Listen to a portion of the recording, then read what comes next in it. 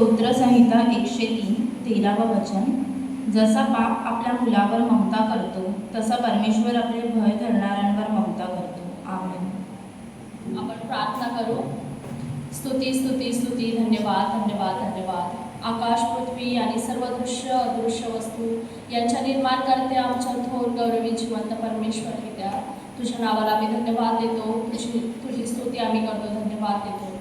आमच्या महान स्वर्गीय देवा, आमच्या राजांच्या राजा, प्रभूंच्या प्रभू, आमच्या येशू ख्रिस्ता, आम्ही तुला उंचवतो आणि तुला गौरवतो. धन्यवाद करतो आजच्या सुंदरशा दिवसासाठी.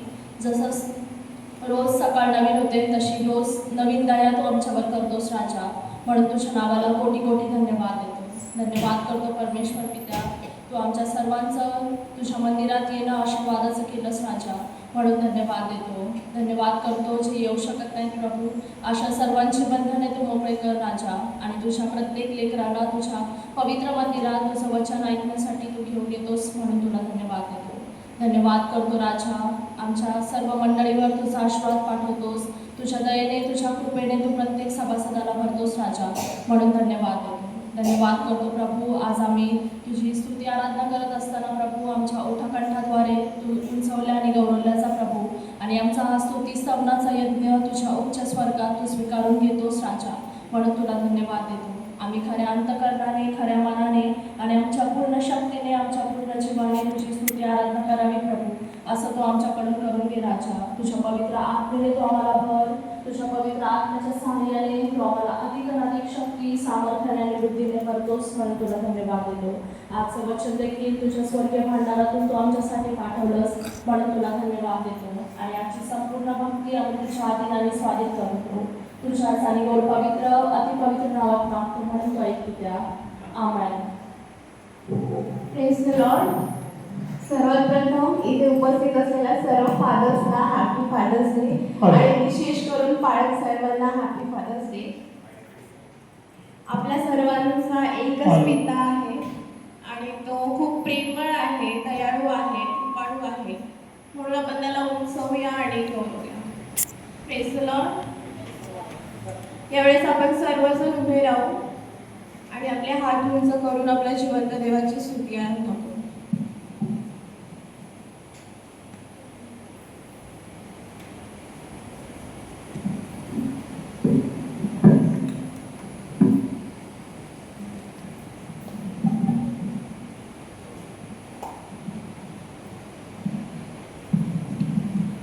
Praise the Lord. त्याची प्रीती आपल्यावर कधीच संपत नाही. अशा प्रेमळ पित्याला आज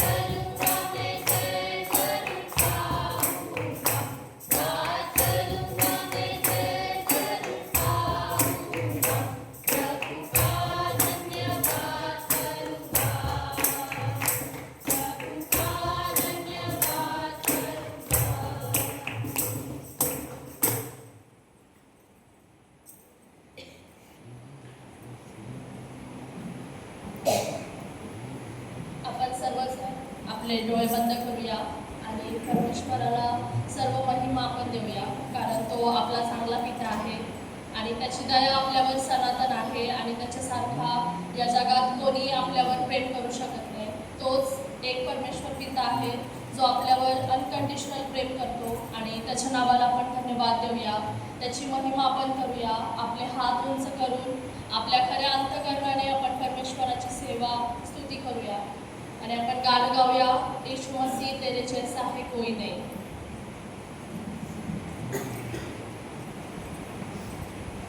यीशु मसीह तेरे जैसा है कोई नहीं, तेरे चरणों में झुके आसमां और महिमा गाए सभी. यीशु मसीह तेरे जैसा है कोई नहीं, तेरे चरणों में झुके आसमां और महिमा गाए सभी. हम गाए होसाना, तू राजाओं का है राजा, तेरी महिमा होवे सदा. तू है प्रभु हमारा खुदा.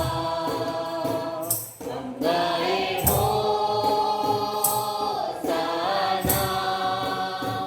तू राजाओं का है राजा, तेरी महिमा होवे सदा.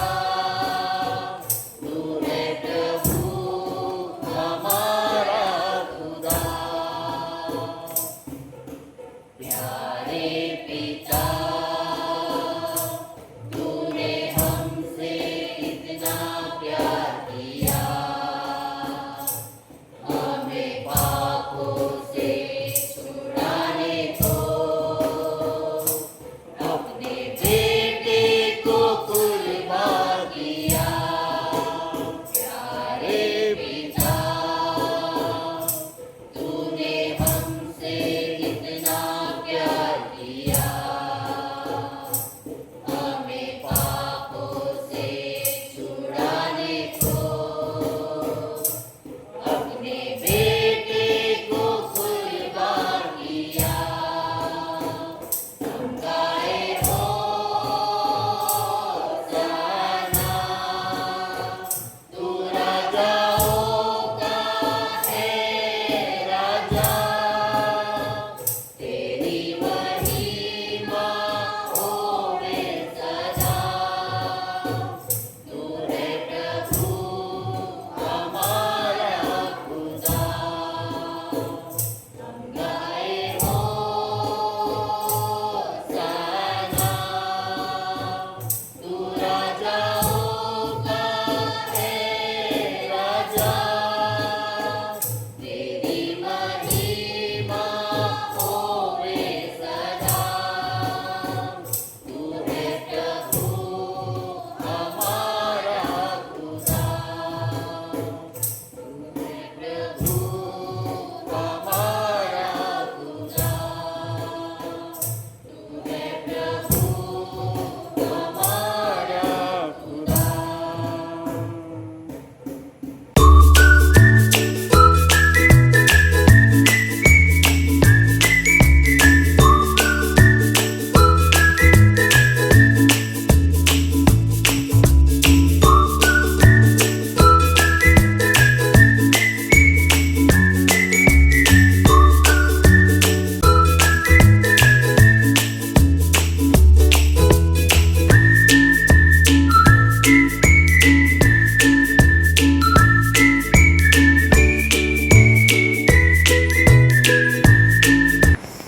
प्रार्थना करूया आपण. पवित्र पवित्र सैन्यांच्या यहोवा देव बाप्पा, आम्ही तुझ्या नावाला मान महिमा आणि धन्यवाद देतो.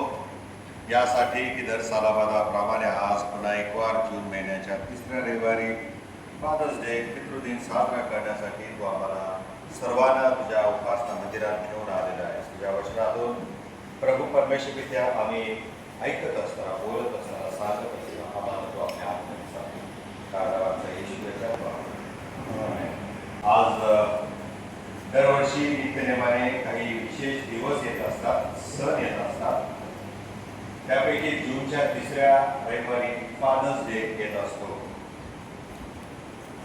मराठीमध्ये त्याला पितृदिन असं म्हटलेलं आहे.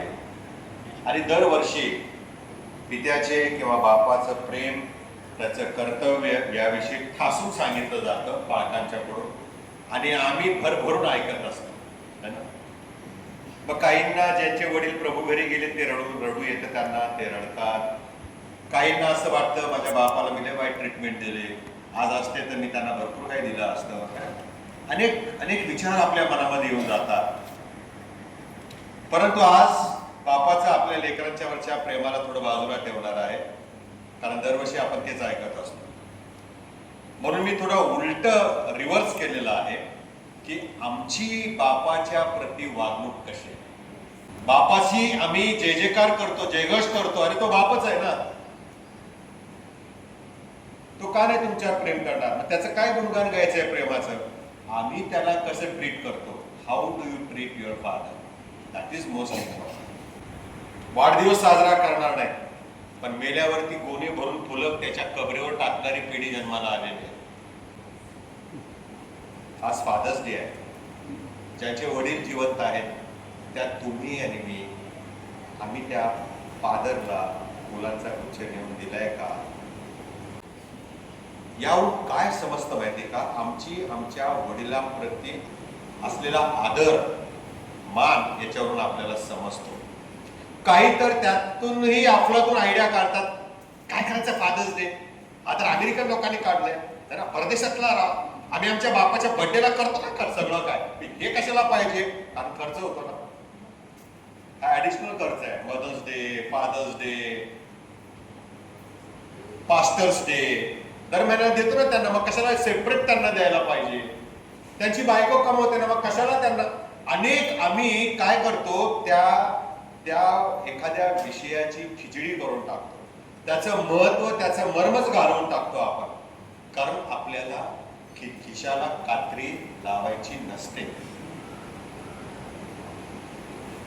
बापाविषयी आज आपण ऐकणार, पण त्याच वेळेला बापाला असलेल्या मुलांनी आणि मुलींनी आपल्या बापाशी कशी वर्तणूक ठेवायची हे आपण आज विशेष पाहणार आहोत.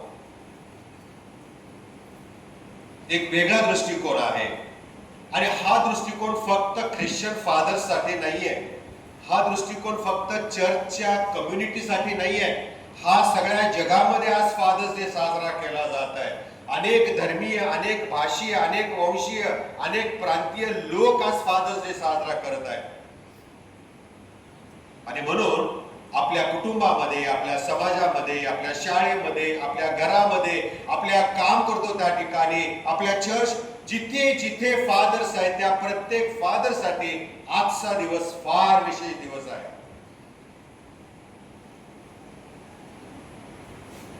बहुतेक ठिकाणी फादर्स नाहीये, पण फादरची भूमिका वठवणारे पण लोक आहेत. त्यांची पण आपण काळजी घेतली पाहिजे, त्यांना पण आपण विश केलं पाहिजे. आणि हे विशेष वाखाणण्यासारखं आहे की बाप म्हटला किंवा पिता म्हटलं तर हाल अपेष्टा, दुःख सहन, चीतू, कष्ट, श्रम, निंदा, अडचणी, समस्या, वेगवेगळे आजार त्याच्या कुटुंबामध्ये येत असतात. पण या सगळ्यांना तो तोंड देत सामोरं जात हा स्थिर असतो. बाप कसा असतो? स्थिर असतो. अशा या महान व्यक्तीशी आपण कसे वागतो, कसे बोलतो, यावर आज कटाक्ष टाकणार आहोत. तो कसाही असो, तो तुझा बाप आहे, तो आमचा बाप आहे. ज्यांनी बापाचं ऑडिट काढलं, मराठीमध्ये माप काढलं, त्यांचं काय झालं हे पण आज शास्त्रातून तुमच्या समोर मांडणार आहे. कारण ह्या सगळ्या प्रसंगांना तोंड देत आमचा आमचा बाप जो आहे ना किंवा आम्ही जे पिता आहोत ना ते स्वतःची भूमिका नीट सांभाळत असतो. पण इतर जे त्याच्या संबंधामध्ये येतात, संपर्कामध्ये येतात, वेगवेगळ्या प्रकारे त्यांनी त्याला कशी वागणूक द्यायची यावरती आज आपण लक्ष केंद्रित करणार आहे. त्यात आपला काय फायदा आहे आणि काय नुकसान आहे हे सुद्धा आपण पाहणार आहे. असेसमेंट म्हणतात ना त्याला, बरोबर? असेसमेंट. आज आपण असेसमेंट करणार आहोत स्वतःच्या जीवनाची. मी माझ्या बापाबरोबर कसा वागतो, मग तो घरातला बाप असो नाही तर चर्च मधला फादर असो, मी कसा वागतो, कशी वागतो. पहिला मुद्दा आहे 5वी आज्ञा, तू आपल्या बापाचा आणि आपल्या आईचा मान राख, म्हणजे त्यामुळे परमेश्वर तुझा देव जो देश तुला देत आहे त्या देशात तुला दीर्घायुष्य लाभ. पहिलं स्थान बापाला. बघा काय दिले, तू आपल्या आईचा आणि बापाचा दिले का? How is the sequence? Sequence काय आहे? बापाचा आणि आईचा. आई नंतर आहे पण मायवर पहिला येतो. काय करायचं? पहिलं स्थान देवाच्या वचनामध्ये बापाला आहे. बाप आहे तर सगळं आहे. ज्याच्या घरात बाप नाही ना त्या घरावरती शिंतोडे उडवणारे, त्याची टीका करणारे, टोमणे मारणारे अनेक लोक असतात. म्हणून बापाचं अस्तित्व घरामध्ये फार महत्वाचं आहे. तो आहे तोपर्यंत त्याचा व्हॅल्यू नाही कळत, पण तो गेल्यावर जेव्हा चटके बसायला लागतात आणि समाज जेव्हा एखाद्या भुकेल्या जनावराप्रमाणे आमच्यावरती तुटून पडतो अशा कुटुंबावरती, तेव्हा बापाची किंमत आम्हाला कळते. पहिलं स्थान बापाला आहे. आपल्या बापाचा आणि आपल्या आईचा मान राख असं म्हटलेलं आहे, कारण बापाशिवाय स्त्री माता होऊ शकत नाही. पित्याशिवाय स्त्री आई होऊ शकत नाही. मायवारच्या रोजी आपण आई संबंधाने जोरात धूम धडाक्यामध्ये कविता काय लिहितो, स्तुतीसुमने काय आपण गातो, फुलं काय उधळतो. आणि बापाला कसं गेल्या रविवारी म्हटलं, तुटक्या चपलेत आणि फाटक्या बन्यांमध्येच ठेवतो. पण आताचा बाप बदललाय, आताचा बाप बदललाय, कारण आताची पिढीच बदललेली आहे. आताची पिढी आपल्या बाबांना म्हणतात, बाबा काय हे फाटका तुटका घालतात, नवीन घ्या. स्वतःहून घेऊन देणार नाही, पण बापाला सांगणार नवीन घ्या, नवीन घाला. आणि बाप मुलाकडून अपेक्षा करतो की हे मला देतील, आणि त्यांनी दिलं नाही. पुन्हा बाप फाटक्या आणि तुटक्या चपलेत आणि वस्त्रात जातो. बापाला तुमचे प्रेमळ शब्द तर हवे, पण ज्याने तुमच्यासाठी माझ्यासाठी कष्ट घेतले, श्रम उचलले, प्रसंगी बसने, रिक्षाने आणि उबरने जाण्यापेक्षा चालत जाऊन पैसे वाचवले आणि येताना त्याच पैशातून काय खाऊन पदार्थ घेऊन आला, त्या बापाच्या मनाची कधी आपण विचार करतो का? त्याला कसं वाटत असेल? म्हणून बापाकडे बघण्याचा दृष्टिकोन आपण आता बदलला पाहिजे. परिस्थिती त्यावेळेस होती. पूर्वीचे बाप आमचे जे होते प्रियानो, ते फाटकी तुटकी चप्पल, फाटक्या बन्यान आणि कपड्यामध्ये वावरत असत. त्यांना त्याचं काही नव्हतं. आता ते चांगल्या कपड्यात आलेत आणि आमची मुलं फाटक्या कपड्यात गेलेत. जीनची पॅन्ट बघा त्यांची घातल्यावर किती ठिकाणी ती फाटलेली असते. फॅशन म्हणतात त्याला. आणि म्हणून देवाच्या दृष्टीने आपल्या बापाचा आणि आपल्या आईचा मान राख. बापाचा मान राखणं ही देवाची आज्ञा आहे. काही काही फादर्स टॉक्सिक असतात. पोरांना लय वैताग वाटते बापाचा. त्याच्याकडे मी येणार आहे. फादर्स डे ची सुरुवात कशी झाली हे थोडक्यात सांगतो, म्हणजे तुम्हाला कळेल की फादरला किती मोठं महत्व आहे. फादर्स डे ची सुरुवात ही दुसरी तिसरीकडे कुठे झाली नसून ती चर्च मध्ये झाली. कुठे झाली? चर्च मध्ये. 1909 सालामध्ये वॉशिंग्टन मधील स्पोकेन नावाच्या एका शहरामध्ये एका चर्च मध्ये सोनोरा स्मार्ट डोट नावाचा एक मुलगा बसलेला होता आणि तो मदर्स डे साजरा करत होता. ते चर्च आणि मदर्स डे साजरा करत असताना त्याला स्वतःच्या बापाची आठवण झाली, कारण हा बाप त्याचा गृहयुद्धामध्ये मरण पावलेला होता. तो सैनिक होता. आणि प्रियानो,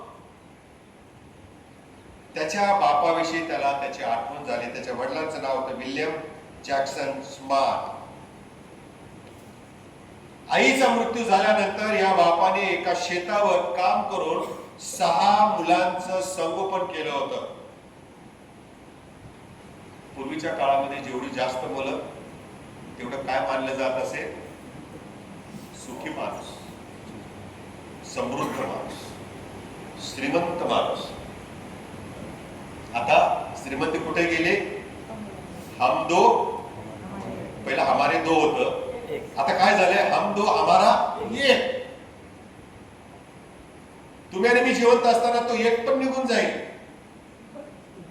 हम दो बस आहे, मुलं नकोय. आता ती मेंटॅलिटी वाढत चालली आहे.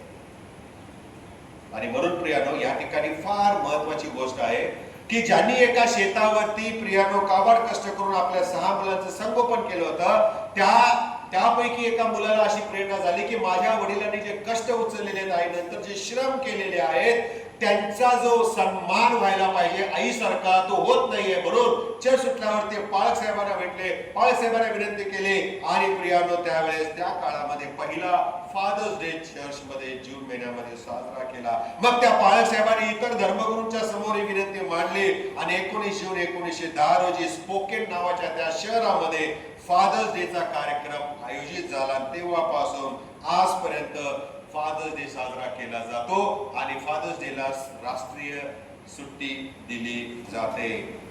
आजही त्या काळात जो फादर्स डे पहिला साजरा झाला तोच उद्देश ठेवून साजरा केला जात आहे. बापाची श्रद्धा, बापावरती केलेलं प्रेम, कृतज्ञता आणि ईश्वर भक्त वडील जे आपल्या पिढ्या घडवत असतात प्रभूमध्ये, या जाणीवेनुसार त्यावेळेस फादर्स डे सुरू झाला. आजही आपण त्याच उद्देशाने फादर्स डे साजरा करत आहोत. पित्याचा मान, आपल्या वडिलांचा मान फक्त आजच्या एका दिवसापुरता असू नये, तर आयुष्यभर दररोज ठेवावा, हेच देवबाप शिकवत आहे.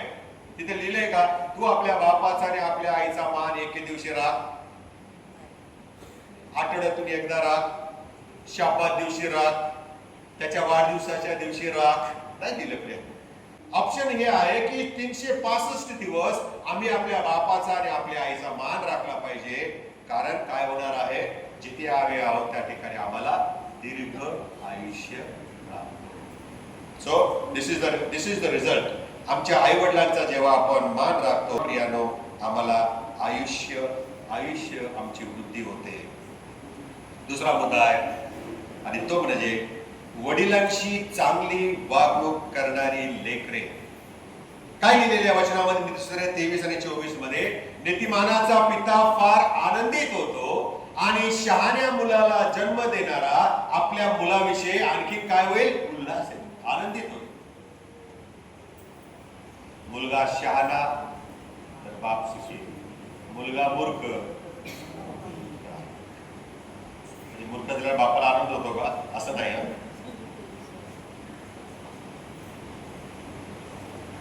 काही मुलांची उदाहरणं तुमच्या समोर देतो, ज्यांनी आपल्या बापाशी चांगली वर्तणूक केली, बाप वाईट असताना पण. पहिला आहे योसेफ. त्याचा पिता कोण होता? योसेफाचा पिता याकोब होता. याकोब काय कॅरेक्टरचा होता आपल्याला माहिती. एका बायकोसाठी 7 वर्ष थांबला, मग दुसऱ्या बायकोसाठी परत 7 वर्ष थांबला. त्याला 14 वर्ष अशीच घालवली मामाला मनवण्यामध्येच. मामाने शाळा केली, मग है ना, फसवलं आपल्या होणाऱ्या जावयाला. तेव्हापासून जावयाला फसवायची पद्धत. लागले हसायला सगळे. फसवलं बिचाराला. मामा म्हणून तो बिचारा गेला त्याच्याकडे आणि 14 वर्ष आयुष्यातले त्याने घालवले. शेवटी प्रियानं आम्हाला असं पाहायला मिळतं, त्याची हिस्ट्री आपल्याला पवित्र शास्त्रामध्ये, मला ते काही रिपीट करायची नाहीये. इजिप्तमध्ये उच्चपदी परमेश्वराने त्या योसेफाला विराजमान केलेला आहे. आपल्या भावांनी त्याला 20 रुपयासाठी विकले आणि तो देवाची त्याच्यावरती कृपा होती म्हणून त्या इजिप्तच्या त्या मनुष्याने त्याला आपल्या घरचा कारभारी नेमला. परंतु विराजमान झाला मोठ्या पदाला, बापाला तो विसरला नाही. आज आमच्या मुलांना पॅकेज मिळालं, कशाचा बाप आणि कशाची आई, हुरूर उडून जातात. आठवडा महिने फोन नाही, बाप आहे का जीवन का मेला. फार एक उदाहरणं आली होती नाही का, 2-4 उदाहरणं आली होती. किती वाईट आहे. हा योसेफ आमच्या समोर एक उदाहरणादाखल मुलगा आहे की बापाचं कॅरेक्टर असं असताना देखील त्याने बापाला प्रेम दिलेलं आहे. तो बापाला विसरला नाही. प्रेषितांची कृत्य 7वा अध्याय 14व्या वचनामध्ये आम्ही वाचतो, दुष्काळातही त्याने माणसे पाठवून आपल्या बापाला स्वतःकडे आणले, आपल्या भावांना स्वतःकडे आणले. एवढेच नव्हे तर ह्या योसेफाने आपला बाप मरण पावला तेव्हा मोठ्या सन्मानाने अंत्यविधी केला. मला काय वाटतं, ज्याने तुम्हाला बाप दिला आणि मला बाप दिला तो देणारा देव झोपलाय का? काय होतं अशा मुलांचं ते पण मी तुम्हाला येणाऱ्या या काही क्षणामध्ये सांगणार आहे. या योसेफ हा एक चांगला मुलगा होता की जो आपल्या बापाचं ऑडिट न करता बाप म्हणून त्याचा सन्मान करणारा होता. ह्या मुलाने आपल्या बापावर इतकं प्रेम केलं की अडचणीमध्ये असताना त्याला बापाची आठवण झाली, त्याला बोलावून घेतला, स्वतःच्या देशामध्ये ठेवलं, त्याला खाऊ पिऊ घातलं, मरेपर्यंत स्वतःजवळ ठेवलं आणि प्रियानं मेल्यानंतर त्याचा अंत्यविधी मोठ्या दिमाखामध्ये केलेला आहे. मला असे आई वडील दिसतात, आढळतात, मेल्यानंतर आमची प्रेतक्रिया चांगली व्हावी म्हणून त्यांनी पैसे बाजूला काढून ठेवलेले असतात. तुम्हाला माहितीये का? माझी प्रेतक्रिया व्यवस्थित व्हावी, कुठूनही उचलून काही करून याने मला संपवू नये, शेवट करू नये म्हणून मान मराठा व्हावा यासाठी त्यांनी स्वतःचे पैसे वेगळे ठेवलेले असतात. ते सांगतात मेल्यावर माझ्या प्रेतक्रियेसाठी हे पैसे खर्च करा, त्याचं ओझं पण तुमच्यावरती नको. काय त्या बापाला आणि आईला वाटत असेल, किती वेदना त्या आई वडिलांच्या मनाला ही लेकरं देत असते. ज्यांनी आम्हाला लहानाचं मोठं करताना पोट बांधून दिवस काढले, उपाशी राहून दिवस काढलेले आहेत, त्यांना शेवटी त्यांच्यावर अशी वेळ यावी की स्वतःच्या प्रेतक्रियेचे पैसे पण त्यांनी तयार ठेवावे. किती लाचार ही पिढी आहे. दुसरी मुलगी तुम्हाला मला सांगू, आता मुलाचं झालं, दुसरी मुलगी रूथ, तिच्या बापाविषयी लिहिलं नाही परंतु बापाच्या ठिकाणी तिने सासऱ्याला पाहिलेलं आहे आणि सासऱ्याच्या घरच्यांशी तिची जी वागणूक आहे ही प्रियानो खरोखर वाखाणण्यासारखी आहे. रूथ ही सख्या मुली सारखी नामी जवळ राहिलेली आहे. सून होती तरी देखील मुलीचं नातं तिनं जोडलेलं आहे आणि म्हणून सासरा मेल्यानंतर नामीला आपल्या सासूला सोडून न देता ती आपल्या सासू बरोबर शेवटपर्यंत राहिलेली आहे. रूथने नामीची मरेपर्यंत काळजी घेतली, रूथने नामीची सेवा केली आणि नामीचे म्हणजे सासूचे जे लोक होते आणि देव होता त्यांना आपलं मानलं, त्यांना आपलं मानलं. तिसरी व्यक्ती आहे शास्त्रामध्ये आणि ती म्हणजे शल्मोन आहे. दाविदाबरोबर त्याची वागणूक प्रियानो आम्हाला सर्वांना ठाऊक आहे. राजगादीवर बसण्यासाठी त्याला सुरुवातीच्या काळामध्ये अनेक प्रसंगांना संकटांना तोंड द्यावं लागलेलं आहे. दाविदाच्या राजस्थानावर कोण बसणार यासाठी इथं भांडणं झाली त्यांची.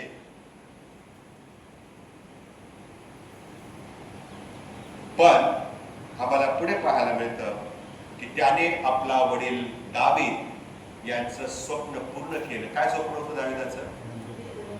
मग देवाचं मंदिर बांधलंय. याला बाप जाऊ दे तिकडे असं म्हटलं का? ते त्याचं स्वप्न होतं, मला काय करायचंय असं नाही म्हटलं. बापाचं जे अर्धवट स्वप्न राहिलेलं होतं देवाचं पवित्र मंदिर बांधण्याचं, ते काम या मुलांनी केलेलं आहे. तुमच्या आणि माझ्या वडिलांचं जे स्वप्न होतं ते आम्ही पूर्ण करत आहोत का? जेव्हा आम्ही आमच्या वडिलांचे स्वप्न पूर्ण करतो याचा अर्थ आम्ही आमच्या वडिलांचा मान राखतो, आदर राखतो. ते जिवंत होते तोपर्यंतच नाही तर ते मेल्यानंतरही त्यांच्या ज्या इच्छा होत्या, आकांक्षा होत्या देवाच्या कामासाठी, घरासाठी, ते आम्ही पूर्ण करणे मुलगा म्हणून आवश्यक आहे. चौथा मुलगा मला तुम्हाला सांगू द्या, तो म्हणजे आमचा येशू. त्याचा पिता स्वर्गीय होता, योसेफ त्याचा पिता नव्हता. योसेफापासून येशूचा जन्म झालेला नव्हता आणि म्हणून त्याचा पिता स्वर्गीय होता आणि म्हणून त्याने आम्हाला प्रार्थना करायला शिकवली, हे आमच्या स्वर्गातील पित्या. संपूर्ण 40 वर्तमानामध्ये येशूचं जीवन हे पूर्णतः बापाच्या आपल्या पित्याच्या आज्ञा पालनामध्ये गेलेलं आहे हे लिहिलेलं पाहायला मिळतं. 40 वर्तमान येशूने आपल्या बापाच्या सगळ्या इच्छांना स्वतःचं जीवन समर्पित केलेलं होतं हे देखील आम्हाला वर्णन पाहायला मिळतं. वडिलांची चांगली वागणूक करणारी ही लेकरं आहेत. तिसरा मुद्दा आहे, वडिलांशी चांगले वागणारी लेकरं झाली की आता आपण वडिलांची वाईट वागणूक करणारी लेकरांकडे पाहणार आहे. जो कोणी आपल्या पित्याला लुटतो, सारखंच दे बाबा पैसे, स्वतः कमवेल पण खर्चाला पैसे बापाकडून घे, अशी पण लेकरं आहेत आपल्यामध्ये आहेत. जो कोणी आपल्या पित्याला लुटतो आणि आपल्या आईला हाकलून लावतो बायकोसाठी, इथे मी जोडतो बरं का, बायकोसाठी, तो मुलगा लाज आणि दोष आणणारा आहे. शास्त्रातलं वचन आहे, मला सांगत नाही. बायकोला खुश करण्यासाठी बापाला न्यायला हाकलून लावणारी पिढी जन्माला आली. ज्यांनी 10/10च्या खोलीमध्ये आम्हाला लहानाचं मोठं केलं, शिक्षण केलं, चांगले मोठे मोठे क्लासेस लावले, आम्ही पास व्हावं, आमचं करिअर उभं राहावं म्हणून. आणि जेव्हा करिअर मध्ये आम्ही उभे राहतो, पॅकेज मिळतं, त्याच आईबापांना 10/10च्या खोलीमध्येच ठेवतो. किती लाजीरवाणी गोष्ट आहे. लाज म्हटलेलं आहे. तो मुलगा लाज आणि दोष आणणारा आहे. काय उदाहरण मला तुम्हाला देऊ द्या. हाम नावाचा एक मुलगा नोहाचा होता. उत्पत्तीचं पुस्तक 9व्या अध्यायामध्ये लिहिलं आहे. नोहाने अमर्याद प्रेम केलेलं आहे आपल्या तिन्ही लेकरांच्यावर, सुनांच्यावर, बायकोवर ते. परंतु एकदा असं झालं की नोहाने खूप दारू पिली. आपल्या भाषेत म्हणतो दारू. एवढी पिली की तो विवस्त्र पडला हेही त्याला कळालं नाही.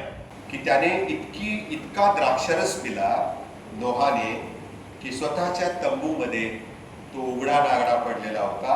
आणि त्यावेळेला हा इकडून तिकडे जात असताना बापाकडे सहज पाहावं, त्याला काय माहिती आहे काय प्रकार झालाय. त्याने सहज पाहिलं तर बाप उघडा नागडा पडलेला आहे. पाहून त्याची लज्जा झाकण्याऐवजी त्याने जाऊन भावाला सांगितलं, बघा रे बाप काय करतो.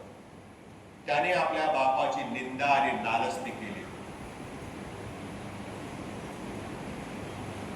आपल्या बापाची लज्जा झाकण्याऐवजी त्याने त्याची थट्टा केली.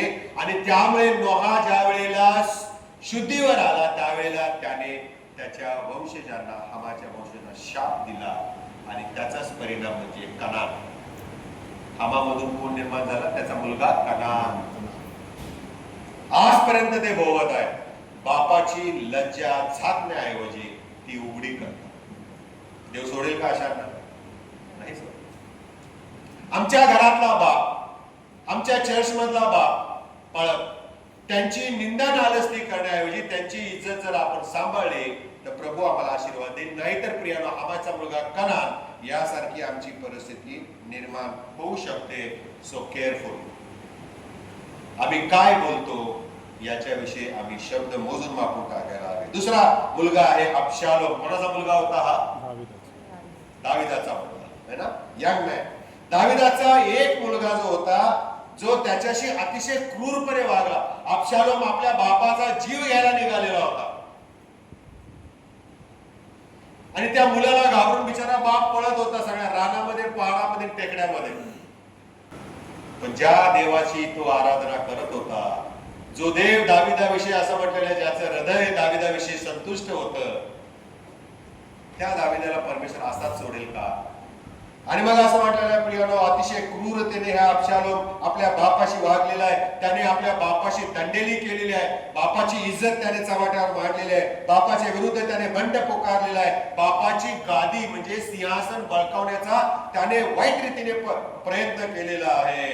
आणि समाजामध्ये, चार चौघामध्ये आपल्या बापाची निंदा नालस्ती, अपमान करण्यासाठी सुद्धा त्याने मागे पुढे पाहिले नाही. याचं वर्णन शमूएलाचं दुसरं पुस्तक 13 ते 19 अध्यायामध्ये आम्हाला पाहायला मिळतं.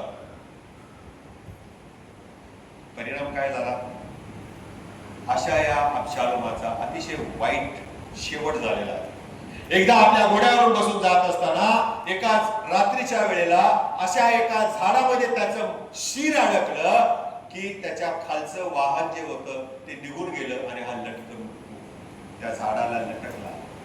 आणि जेव्हा यहोवाला हे कळालं आणि इतरांना कळालं की अबशालोम असा अर्धावस्थेमध्ये त्या ठिकाणी मृत्यूअवस्थेमध्ये लटकलेला आहे, त्यावेळेला माणसं पाठवण्यात आले आणि त्याचा नाश करण्यात आला. बापाची टवाळकी करणं, निंदा नालस्ती करणं, उघडपणे 4 लोकांच्या मध्ये अपमान करणं सोपं नाहीये. कारण त्याला बाप म्हणून देवाने जन्माला घातलेला असतो. बापाशी दंडेली म्हणजे नाश आहे. चौथा मुद्दा आहे उधळ्या पुत्राचा मोठा भाव. हा एक मुलगा होता प्रिया. त्याची वडिलांची वागणूक कशी होती मला तुम्हाला त्याकडे नेलं. असं म्हटलेलं आहे की ज्या वेळेला तो शेतातून मोलमजुरी करून आला त्यावेळेला त्याने घराच्या दाराशी पाहिलं तर काय चाललेलं आहे, आनंदोत्सव चालू आणि डान्स चालू आहे. ही प्रथा आहे, हे एक कल्चर आहे प्रिया. हे काय आम्ही निर्माण केलेलं नाही, हे मागून पुढे आले ना, आम्ही ते रेटत चाललोय, पुढे एन्जॉय करत चाललेलो. असं म्हटलेलं आहे की त्या मुलाने घरात पाहिले तर आनंदोत्सव चालू आहे आणि नृत्य चालू आहे असं लिहिले. नृत्य मी इंग्लिश मध्ये डान्स म्हणतो. डान्स चालू आहे असं पाहिलं त्यावेळेला प्रियानो त्याने काय विचारलं काय चाललंय, तेव्हा एक नोकर म्हणाला तुमचा हरवलेला भाऊ बापाला मिळाला म्हणून बापाने काय केलंय, काय केलंय. आता ते करडू कापले, पार्टी चालू होती, डान्स चालू होता प्रियानो. आणि हे ऐकलं त्यावेळेला मोठ्या मुलाला राग आला. काय दिले बघा शास्त्रात, तो रागावला आणि आत घरात जाईनच, तो घरात जाईनच असं म्हटलेलं आहे. मग काय केलं बापाने, बाप स्वतः घरातून बाहेर आला. आता या बापाने काय करावं आणखी, कारण तू त्याचाच पोरगा होता. एक आला उधळून, आता दुसरा चाललाय उधळायला. काय त्या बापाच्या जीवाला दुःख होत असेल. तो बाहेर आला वडील आणि त्याने त्याला समजूत घातली, विनवणी केली म्हणजे समजूत घातली असं काही भाषांतरामध्ये लिहिलेलं आहे. पण तो जास्तच चिडला. पुढचं वचन बघा काय लिहिलेलं आहे. तेव्हा तो बापाशी स्वतःच्या आज्ञाधारकपणाविषयी स्पष्टीकरण देऊ लागला. मी इतकी वर्ष तुमची सेवा चाकरी केली, मी इतकी वर्ष तुमच्या आज्ञेत राहिलो.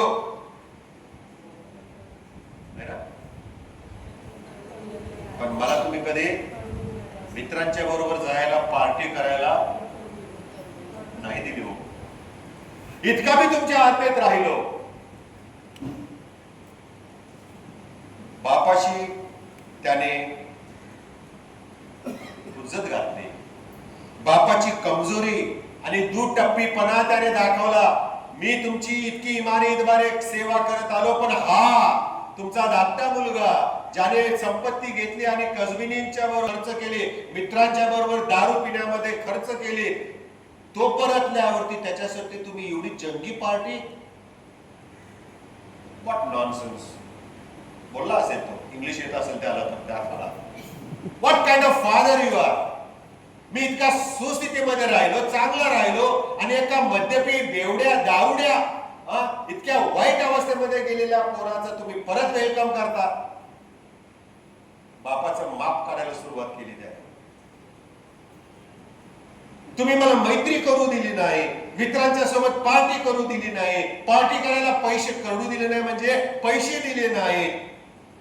एवढ्यावर थांबला नाही. पुढे काय लिहिलंय, त्याने भावाचं कॅरेक्टर काढलं. भावाचं काय केलं, चरित्र आनंद केलेलं आहे. हा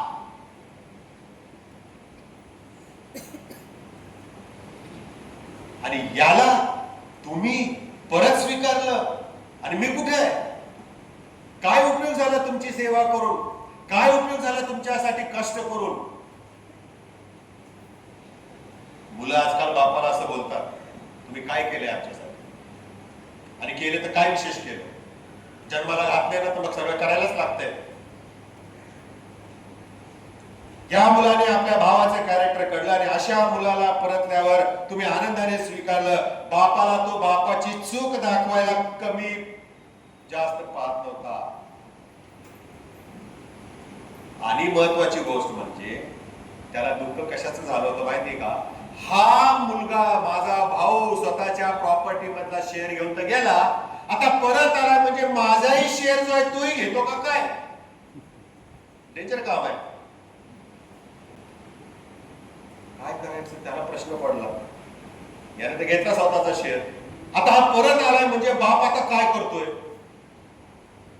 यानं घेतला शेअर तेव्हा मी घेतला असता तर माझ्या नावात झाला असता तर बरं झालं असतं.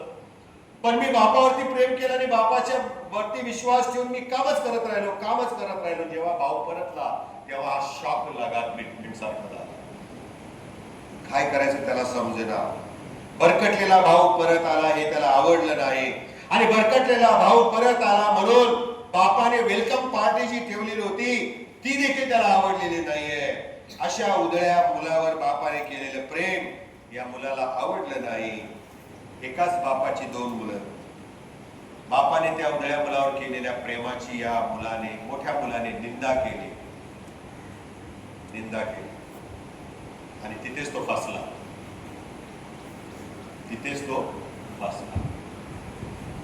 पुढचा मुद्दा आहे फार महत्वाचा. उधळ्या मुलाची वडिलांची वागणूक कशी होती. आता आपण उधळ्या मुलाकडे जाऊया. या मोठ्या मुलाने तर काय केलं पराक्रम हे आपण पाहिलेलं आहे. 5वा मुद्दा आहे उधळ्या मुलाची वडिलांची वागणूक कशी होती. How did this prodigal son treated his father. पहिली गोष्ट त्याने बाबाला म्हटलं बाबा मला तुमच्या संपत्तीचा माझा जो वाटा आहे तो मला द्या. मला पाहिजे. आणि मग बापाने मोठ्या आनंदाने दोघा मुलांच्या मध्ये आपल्या संपत्तीची वाटणी केली आणि लहान मुलासाठी जी संपत्तीची वाटणी आली ती त्याला दिलेली आहे. बापाची संपत्ती ही लेकरांना बाप मेल्यानंतर मिळते. हा कॉमन सेन्स आहे. पण ज्या अर्थी या मुलाने बाप जिवंत असताना आपली संपत्ती गेली याचा अर्थ काय होतो सांगा बरं. बोला ना. You are dead for me. तुम्ही आता माझे बाप राहिले. मी माझा वाटा घेऊन निघालो. Good bye. You are no more my father. कारण संबंध संपला ना. ज्या ठिकाणी मी हक्काने राहायचो तो हक्कच मी घेऊन निघालोय. परत काय येणार म्हणून तो काय म्हणाला आता परत मला तुमचा मुलगा म्हणून नाही तर ही लॉस्ट हिज ऑथॉरिटी. बापाला जिवंत मारणारी मुलं पण अशी आहेत हे उधळ्या पत्रासारखी. संपत्तीचा वाटा मागितला म्हणजे गणित संपलं. आणि मग असं म्हटलेलं आहे की बापाशी काडीमोड घेतले कारण त्याच्यासाठी आता बाप मरण पावलेला होता आणि no more returning back to father हे त्याने ठरवलं होतं. मिळालेला वाटा त्याने कसबिनींच्या वरती खर्च केला. मित्रमंडळींच्या बरोबर पार्ट्या करण्यामध्ये खर्च केला आणि प्रियानो एक दिवशी पैसा संपला पाहिल्यावरती मित्रमंडळी पळून गेले. प्रियानो त्यावेळेला छंदबंद झाले. पैसाच संपलेला होता. मिळेल ते काम करण्याची वेळ या मुलावर आली. शेवटी एका डुकरा पाळणाऱ्या मनुष्याच्या घरी त्याला काम मिळालं आणि डुकर खात असलेल्या शेंगाची काय म्हणतो त्याला आपण टरफल खाण्याची वेळ त्याच्यावर आली. See the degradation. माणसाची परिस्थिती काय होते. बापाला मान न देणाऱ्या मुलाची परिस्थिती काय होते.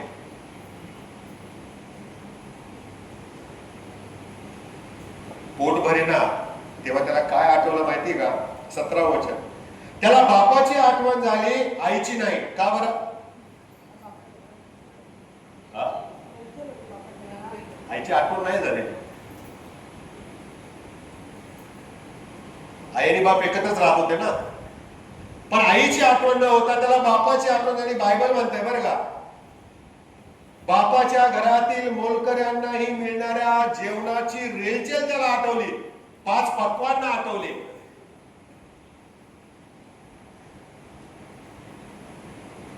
आणि मग त्याला कळलं की मी केलं ते चूक आहे. पश्चातापी झाला. वचन 18. आणि संकटामध्ये असताना त्याला आईची नाही बापाची आठवण. मातांनी मला वाईट समजू नये. मी तुमच्या बाजूनीच आहे आणि पुरुषांच्या पण बाजूने आहे बापाच्या पण बाजूने आहे. पण बायबल काय सांगते हे सांगतोय तुम्हाला बरं का. या ठिकाणी आम्ही पाहतो प्रियानो की त्याला बापाची गरज भासली. त्याला बापाचा प्रेमळ स्वभाव आठवला. काहीही आडेवेडे न घेता त्याने स्वतःची संपत्ती माझ्या मालकीची जी होती ती मला देऊन टाकले, तो बाप मला डेफिनेटली क्षमा करणार. मुलगा म्हणून नाही, पण मोलकरी म्हणून तरी तो मला एक्सेप्ट करणार, एवढी खात्री बापाबद्दल त्याला होती. म्हणून तर त्याने फसवलं बापाला. कधी कधी आपल्या प्रेमाचा गैरफायदा घेणारी पोरं असतात बरं का. बापानं सावध राहावं. आणि मग पुढे आम्ही पाहतो की तो माझा बाप माझ्यावर पहिल्यासारखाच प्रेम करेल हा त्या मुलाचा ठाम विश्वास होता. आणि म्हणून त्याने बापाकडे रिटर्न जर्नी सुरू केली, भावाकडे नाही. म्हणून शास्त्रात वचन आहे, संकट समयी आपल्या भावाच्या दारी जाऊ नको. का लिहिलंय? काहीतरी व्हॅल्यू आहे त्याला, काहीतरी महत्व आहे. हा मुलगा बापाकडे परत आलेला आहे. वचन 18 आणि 19 मध्ये लिहिलेला आहे. चांगली गोष्ट केली. जरी तो फसला, जरी तो मित्रमंडळीच्या नादी लागला, त्यांचं ऐकून त्याने बापाकडून आपली संपत्तीचा वाटा घेतला, सगळे उडवून टाकले, पण शेवटी त्याला बापाकडेच परत यावं लागलेलं आहे. ठीक आहे, रिटर्न. पुढचा मुद्दा 6वा.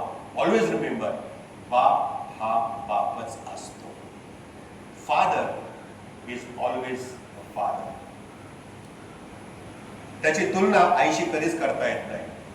दोघांचे रोल्स, दोघांच्या भूमिका वेगळ्या आहेत. एक रडते पण दुसरा रडत नाही. दोघांच्या भावना वेगळ्या आहेत. लेकरे कशीही असली तरी बाप त्या सगळ्या लेकरांच्यावर सारखाच प्रेम करतो. कसं आपण पाहणार आहे. पित्याचं प्रेम आपल्या लेकरांच्या वरचं कधीही होत नाही, कारण बापाचं लेकरांच्या वरचं प्रेम हे इमोशनल नसतं. हे आम्ही नेहमी लक्षात ठेवलं पाहिजे. पित्याचं प्रेम हे भावनांपेक्षा स्वतःच्या विचारांच्यावर, स्वतःच्या फिलॉसॉफी तत्वांच्यावर आणि शिस्तीवर आधारित असतं. शिस्तीवर आधारित. कारण बाप हा बापच असतो, तो माता कधीच बनू शकत नाही. कारण त्याचे विचार हे इमोशनल नसतात, हृदयामध्ये नसतात. त्याचे विचार जे आहेत, त्याची जी शिस्त आहे, त्याचे जे फिलॉसॉफी प्रिन्सिपल्स आहेत, त्याच्यावरती तो आधारित असतो. तशा प्रकारे तो आपल्या लेकरांच्यावर प्रेम करत असतो. आलेल्या संकटांना तो घाबरत नाही, डगमगत नाही. धैर्याने प्रत्येक संकटाला तो तोंड देतो. या ठिकाणी आम्ही पाहतो की ह्या पित्याला 2 मुलं होती. एकाच घरामध्ये राहणारे होते, पण त्या दोन्ही भावंडांचे स्वभाव, त्यांच्या आवडीनिवडी, त्यांची जगण्याची लाईफस्टाईल जी आहे पूर्णतः वेगळी होती. त्या दोन्ही मुलांकडे मला तुम्हाला थोडक्यात घेऊया. ऑलरेडी आपण पाहिलेलं आहे. मोठा मुलगा आहे हा प्रामाणिकपणे बापाची सेवा करत होता, शेतामध्ये मोलमजुरी करत होता, पण त्याचं बापावर प्रेम लिमिटेड एडिशन सारखं होतं. मर्यादित प्रेम होतं, स्वार्थी प्रेम होतं. म्हणून तर तो म्हटला, इतकी वर्ष मी काम करतोय, मला काय दिलं तुम्ही? खरं प्रेम जे असतं ना, ते असं मोबदल्यासाठी भीक मागत नाही, भांडत नाही.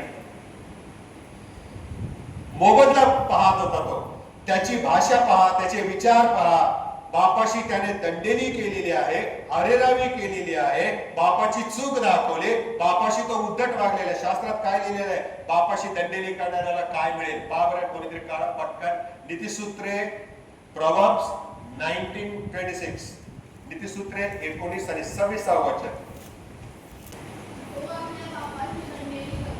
जो आपल्या बापाशी दंडेली करतो व आपल्या आईला घरातून हाकलून लावतो, तो लज्जा आणि अप्रतिष्ठा आणणारा होय. किती सुंदर, स्ट्रेट फॉरवर्ड आहे. इथे देव आमच्यावरती, अशा मुलांच्यावरती दयामाया करणारा नाहीये.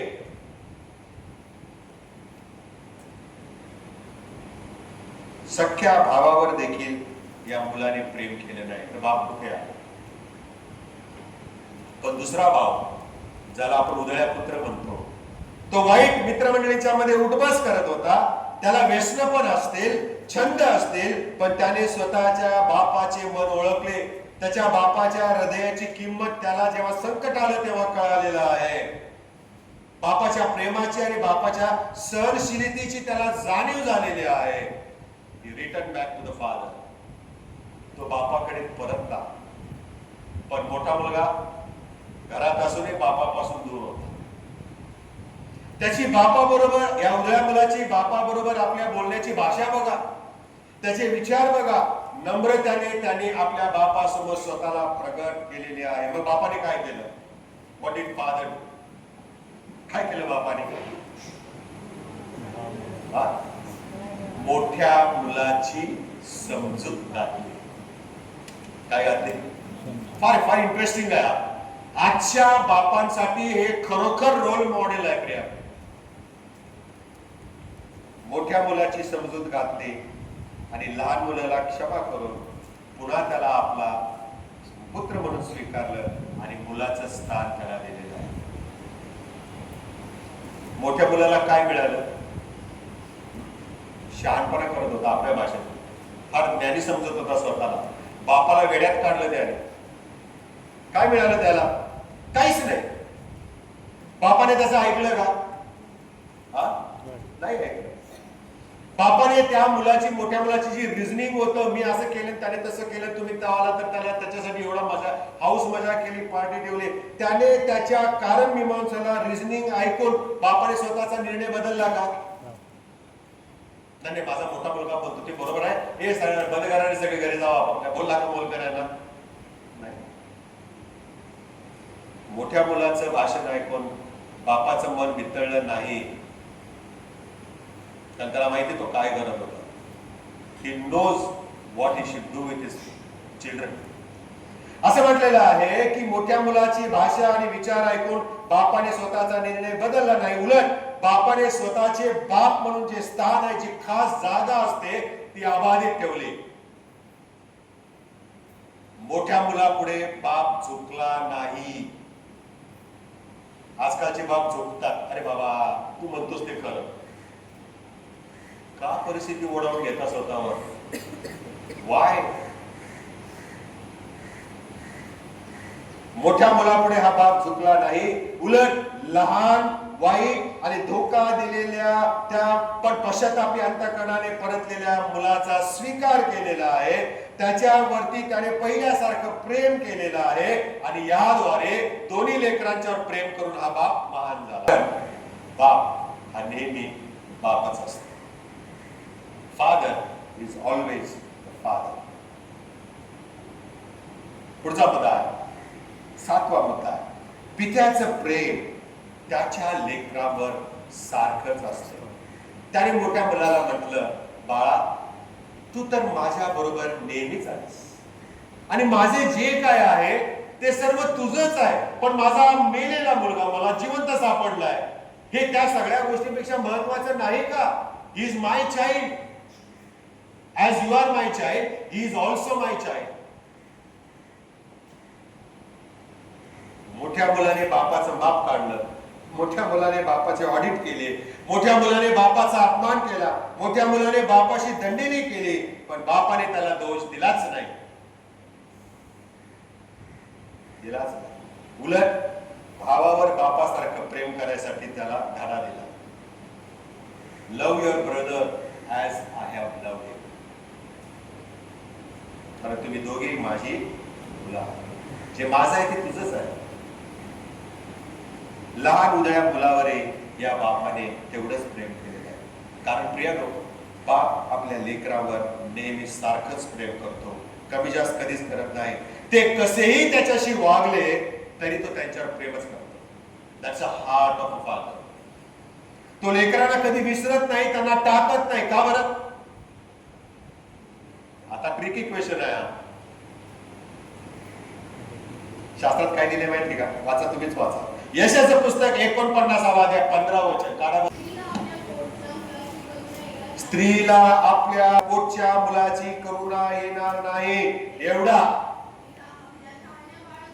आपल्या तान्या बाळाचा म्हणजे दूध पित्या बाळाचा विसर पडेल काय? काय म्हणतो पुढे वचनात देव?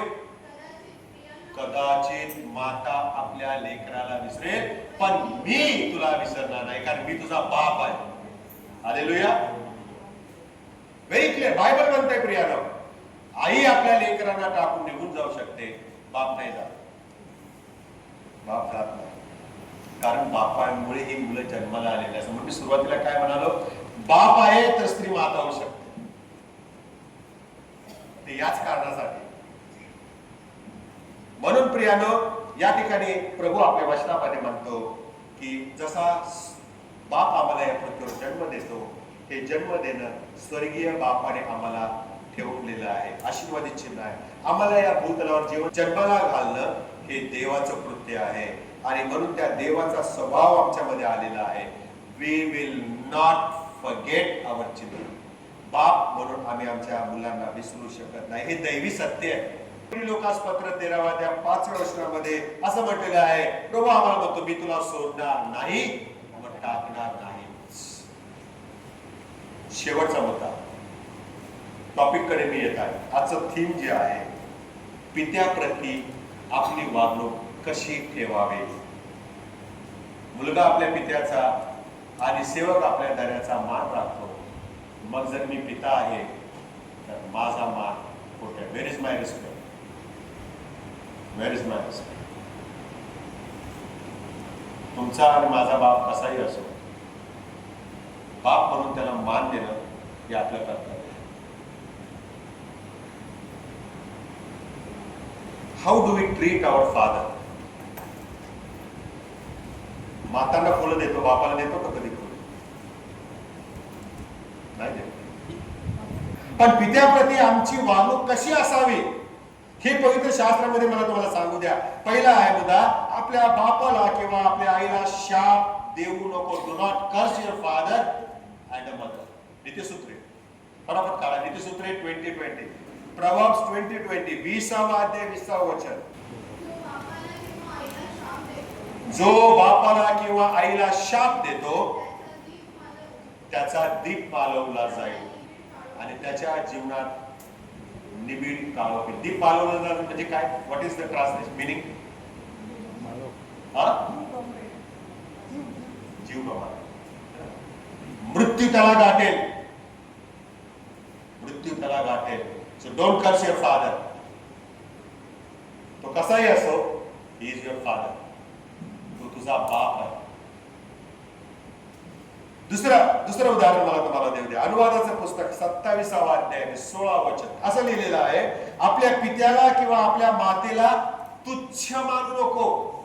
शाप देणं वेगळं आहे आणि तुच्छ मानणं म्हणजे तुम्हाला काय कळतं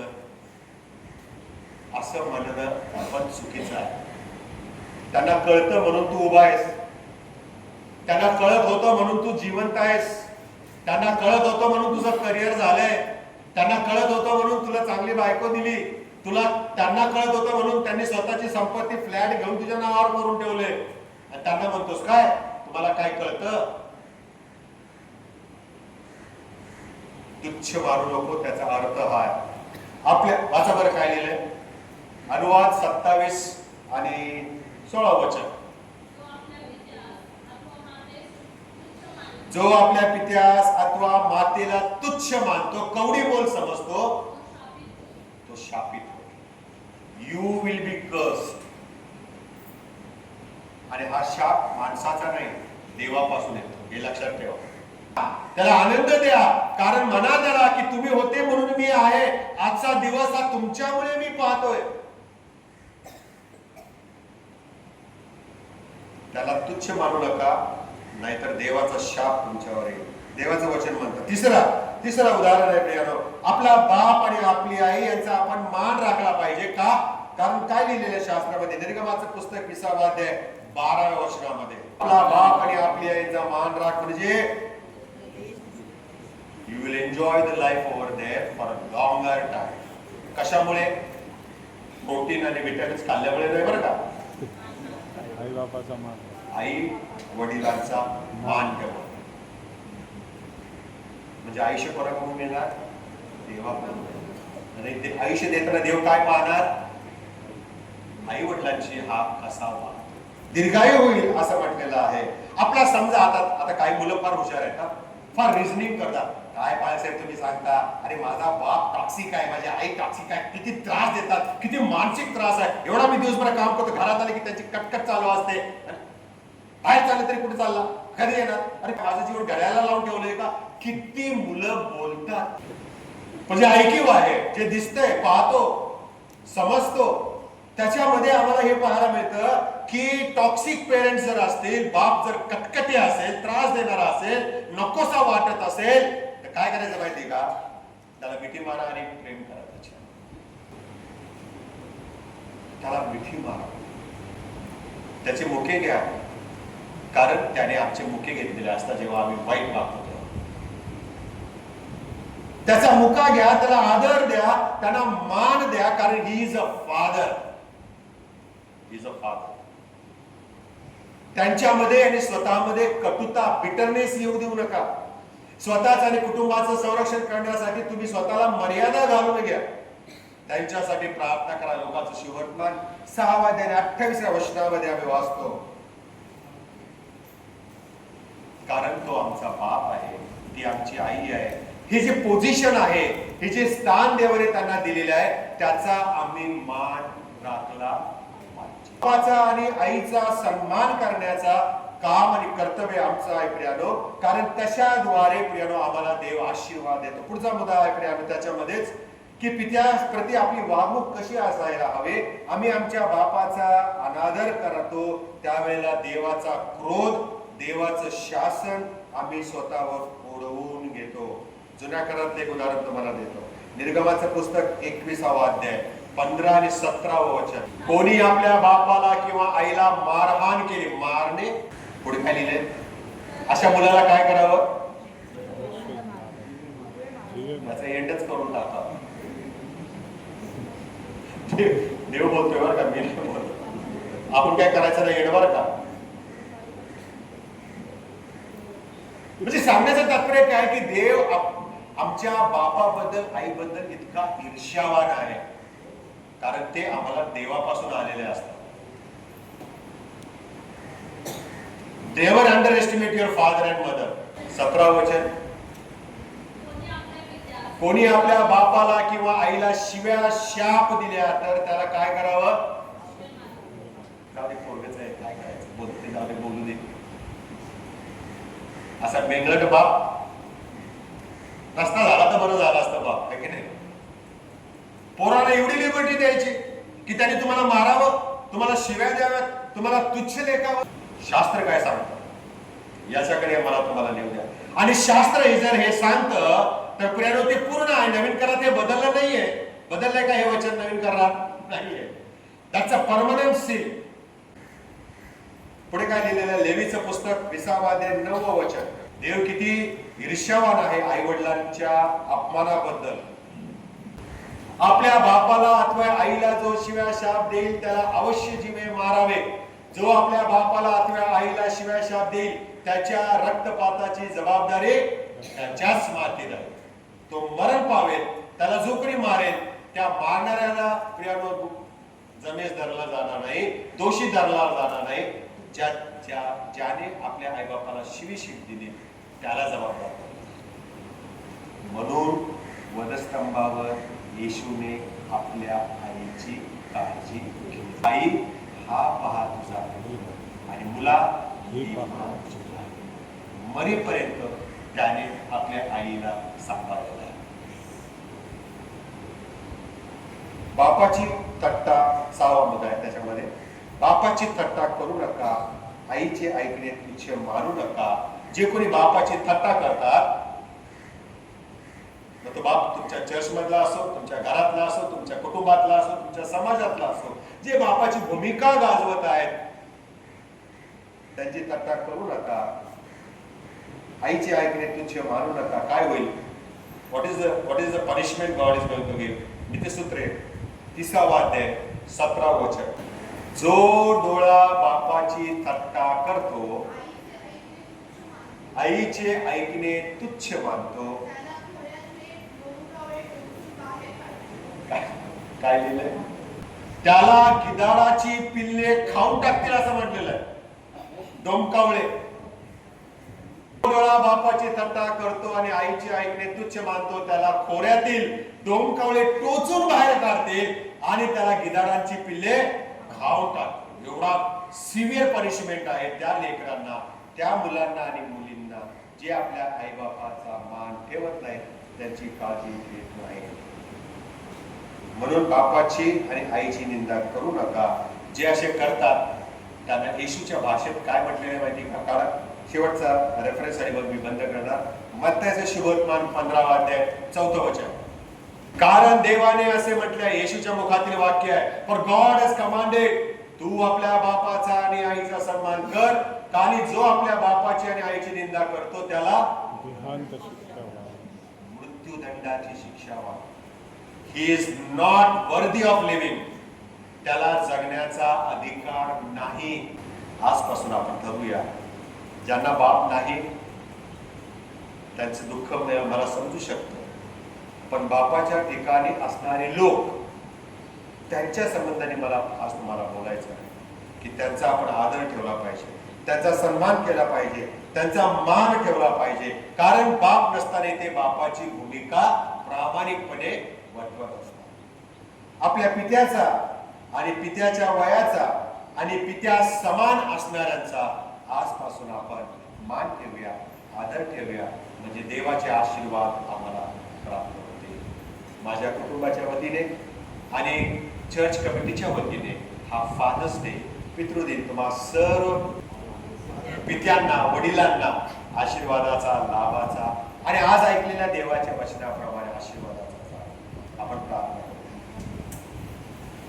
पवित्र पवित्र सैन्यांच्या यहोवा देवबापा, आम्ही तुझी स्तुती करीतो. बाप हा बापच असतो, त्याचं प्रेम सगळ्या लेकरांच्यावर सारखंच असतं, पण आम्ही त्याला कशी वागणूक देतो यावरती आमची डेस्टिनी आहे, आमचा शेवट अवलंबून आहे. आणि म्हणून प्रभू, या फादर्स डे दिवशी, या पितृदिना दिवशी पुन्हा एक वार फिरून आमच्या जीवनाची आम्ही परीक्षण करावे आणि जे आमचे वडील आहेत, जे आमच्या वडिलाच्या ठिकाणी वडिलकी करत आहेत, त्यांचा मान सन्मान करावा, त्यांचा आदर ठेवावा. म्हणून तो आम्हाला आमचा येशूच्या